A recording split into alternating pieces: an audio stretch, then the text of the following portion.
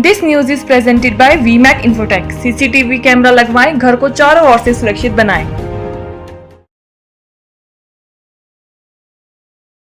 जीवन उत्साह न्यूज़ पर आप सब लोगों का बहुत बहुत स्वागत है।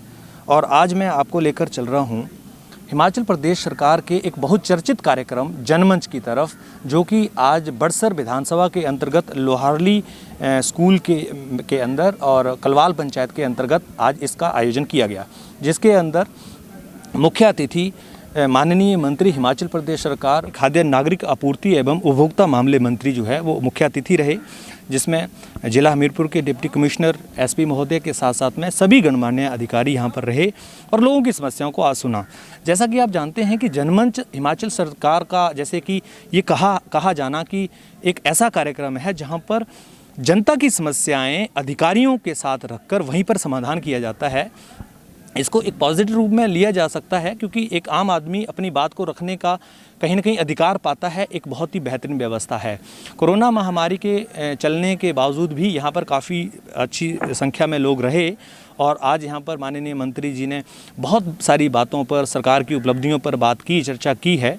तो अभी जनमंच को लेकर आप सब लोग भी यहाँ पर आगे जो कार्यक्रम होते हैं उनमें अपनी अपनी बात रखने के लिए आएँ, और अगर किसी तरह की भी समस्या आपको रहती है तो आप उस समस्या के ऊपर अपनी आवाज़ भी ज़रूर उठाएं। तो इसी जनमंच कार्यक्रम के दौरान यहाँ पर मंत्री महोदय ने पौधारोपण भी किया और साथ में उपायुक्त हमीरपुर और पुलिस अधीक्षक हमीरपुर ने भी आज यहाँ पर पौधारोपण किया। और यहाँ के पूर्व विधायक बलदेव शर्मा जी ने भी यहाँ पर पौधा लगाकर इस जनमंच के कार्यक्रम को यादगार बनाने का एक प्रयास किया। तो चलिए आज आपकी हम बात कराते हैं माननीय मंत्री राजेंद्र गर्ग जी से, और उनसे हम जानते हैं कि जनमंच के माध्यम से जो सरकार ने जनता की बातें सुलझाने का जो प्रयास किया है वो कितना कारगर है, और जो लोगों की समस्या हैं उनको लेकर भी उनसे बात करेंगे। तो चलिए आपकी बात कराते हैं। प्रयास चल रहा है, पोर्टल पे हमने नाम लिए हैं और उनको इस्टेब्लिश करने के लिए सरकार प्रयास कर रही है।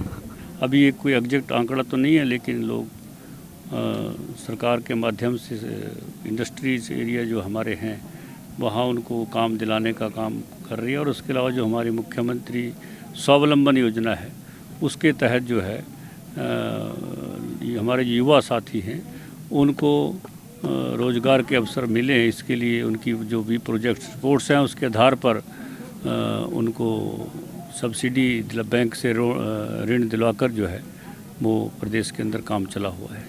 दालों के दाम 5 रुपये, मूंग की दाल है 5 रुपये कम हुए हैं पहले से।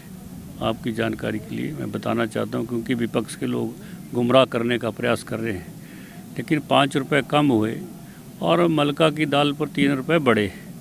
लेकिन जो बढ़ोतरी है केवल APL के लिए, और BPL के जो हमारे परिवार हैं उनके लिए किसी प्रकार की बढ़ोतरी नहीं है। और कुल मिलाकर जोड़ घटाव करेंगे तो भी 2 रुपये का फ़ायदा जो है इसमें सबको है, नुकसान नहीं है, फ़ायदा है। और सर प्रदेश सरकार इस पर 2 रुपये लेके जनता का मुँह मीठा करने जा रही है। क्या चीज़? सर प्रदेश सरकार इस पर 2 रुपये में 100 ग्राम चीनी दे रही है। देखिए 100 ग्राम चीनी जो है देने का चुनाव जो है, देने का जो प्रस्ताव है 100 ग्राम का, वो पर व्यक्ति है। एक परिवार में अगर 5 लोग हैं तो वो आधा किलो है। एक गुमराह कर रहे हैं लोग कि 100 ग्राम पर व्यक्ति के हिसाब से है। कि मैं स्पष्ट करना चाहता हूँ। PAP घोटाले में एक बंदे को अपना इस्तीफा देना है, उसका नाम बताएंगे। PAP घोटाले में बंदे को इस्तीफा देना पड़ गया था, वो उसको मजबूर क्यों किया गया? हमने तो किसी को मजबूर नहीं किया। सर कांग्रेस का कहना है कि इसको मजबूर किया गया है। कांग्रेस आप उसके पास कहने को कुछ है नहीं, इसलिए कुछ ना कुछ बिना तथ्यों की बातें कहती रहेगी। सर नमस्कार, मेरा नाम रमेश शर्मा है, मैं जीवन उत्साह न्यूज़ का संपादक हूँ। और सर अभी BPL को लेकर जो फर्जी बन रहे थे उनको लेकर सरकार ने एक बड़ा कदम उठाया है। अभी तक ये जांच कहाँ तक पहुँची है और सरकार किस निर्णय तक पहुँची है कि BPL में जो फर्जी लोग हैं उनके नाम काटे जाएँ और उनके ऊपर पेनल्टी लगाई जाए? देखिए, जितने भी लोग हमारे सामने अभी लगभग 150 के आसपास लोग इस सूची में शामिल हुए हैं, और 1 लाख यानी जो 150 लोग हैं उसमें से लगभग 30 लाख रुपए रिकवरी हम कर चुके हैं राउंड अबाउट। और उसके लिए ये तो रिकवरी हुई, लेकिन ये लोग कैसे गलत रूप से वहाँ रजिस्टर हुए BPL में, अंत्योदय में, इसकी सरकार ने निर्णय लिया है कि जितने भी हमारे STMs हैं उनके माध्यम से पड़ताल करेंगे पहले, और वो पड़ताल चली हुई है। जल्दी इसका काम पूरा होने वाला है और जो इसमें दोषी पाए जाएंगे उनके ऊपर कानून के आधार पर कार्रवाई की जाएगी। तो इसमें सर बाढ़ पंच प्रधान या जो लोग जो भी होगा, सभी लोग शामिल किए जाएंगे, जो भी होगा उसमें जो इंक्वायरी में पाए जाएंगे। सर BPL मुक्त पंचायतों को बनाने के चक्कर में यहाँ पे भी आपके समक्ष कुछ लोग गरीब थे जिनको BPL में रखा जाना था, लेकिन पंचायतों को BPL मुक्त कर दिया गया। देखिए, इसमें सरकार का कोई रोल नहीं है। सरकार ने तो आह्वान किया है कि हों, लेकिन ये किसी को ज़बरदस्ती तो नहीं कहा कि आप अपनी पंचायत को BPL मुक्त कीजिए। वो वहाँ के स्थानीय प्रतिनिधियों का अपना उनका निर्णय है, किस आधार पर किया होगा वो तो वही बता सकते हैं जहाँ हुआ है। लेकिन जो ऐसे मामले आए हैं सरकार के अधीन, उनको रिस्टोर करने के लिए हमने कहा है। कुछ समस्याएं ऐसी हो जाती हैं उनमें कानून को, जैसे मामला सब जुडाइस है, मामला कोर्ट में चला हुआ है, तो वो समस्या बार बार आती है। लोग बताने का प्रयास भी किया जाता है कि भाई जो मामला कोर्ट में चला हुआ है उसका हम फैसला यहाँ नहीं कर सकते, वो कोर्ट से ही फैसला होगा। सर तो ऐसी बात जिसमें केस में कोई ऐसी पेचीदगियाँ आती हैं, केवल ऐसे ही मामले रहते हैं, बाकी सब मामले हल होते हैं। अब इतने लोगों की सूची आपके सामने पड़ी गई जिनके काम हो गए, लेकिन वो यहाँ तक भी नहीं आया, उनका काम हो गया, घर में आराम कर रहे हैं। सर हिमाचल प्रदेश में बहुत सारे गांवों के अंदर एक बड़ी समस्या है सरकारी भूमि के माध्यम से सड़क बनना। लोगों के घरों तक एम्बुलेंस नहीं जा पाती है, जिसकी वजह से बहुत सारे लोग जो हैं वो रास्ते में ही दम तोड़ देते हैं।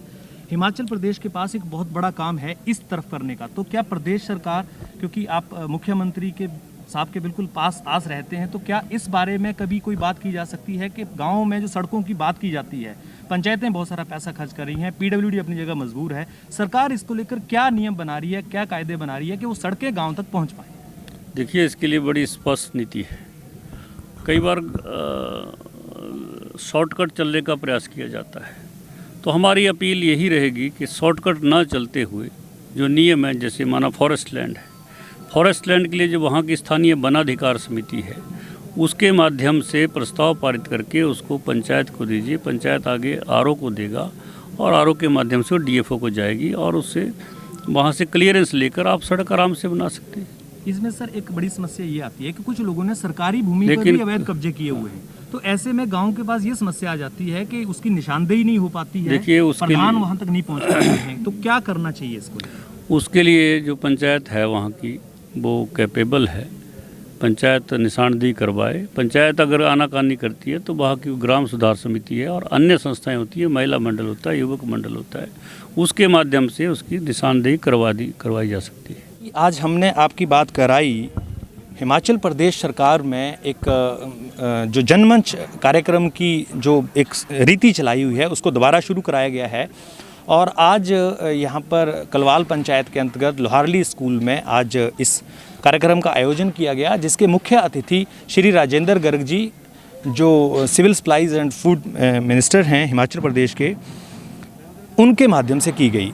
इस जनमंच में बहुत सारी शिकायतों का निवारण यहाँ पर करने का प्रयास किया गया, किंतु इसके साथ साथ में सरकार के ऊपर आज बड़ा प्रेशर ये है कि कोरोना महामारी से किस तरह से बाहर निकला जाए। हालांकि ये शुरुआत है, आगे इस पे क्या किया जाता है, किस तरह से किया जाता है, देखने वाली बात है। किंतु जनमंच कार्यक्रम जो कि हिमाचल प्रदेश सरकार अपना एक सबसे मजबूत कार्यक्रम कहती है, उस कार्यक्रम के माध्यम से लोगों की शिकायतों का कितना समाधान हो पा रहा है ये तो समय की बात है, कितने लोग संतुष्ट हैं ये भी समय की बात है। आपको इसके ऊपर ज़रूर कमेंट करना है। बहुत बहुत धन्यवाद आप सब लोगों का, इसी तरह से बने रहिए। Thank you very much. This news is presented bye युवान ट्रेडिंग कंपनी, डिडवी टिक्कर, हमीरपुर। सभी प्रकार के पावर टूल्स, इंडस्ट्रियल टूल्स और आटा चक्की इत्यादि के लिए संपर्क करें।